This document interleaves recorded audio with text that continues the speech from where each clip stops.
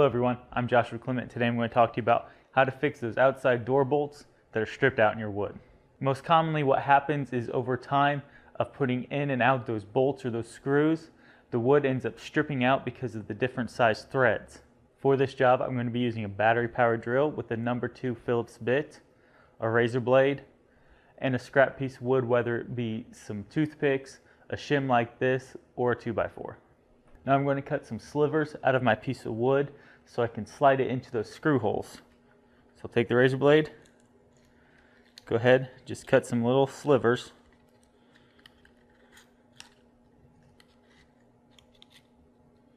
The first step is to go ahead and remove the stripped screws or bolts.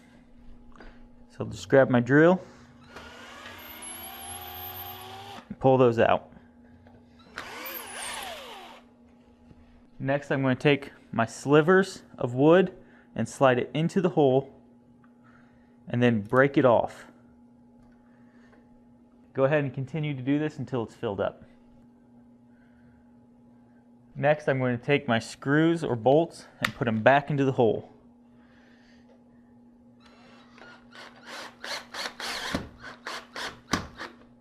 What this does is it pressures that wood to the wood that's stripped out and allows a tighter fit where your holes will no longer be stripped out. Repairing those stripped out holes will keep your plunger from coming out and hitting the strike plate and keeping your door from closing. Thank you all for watching and good luck with this project.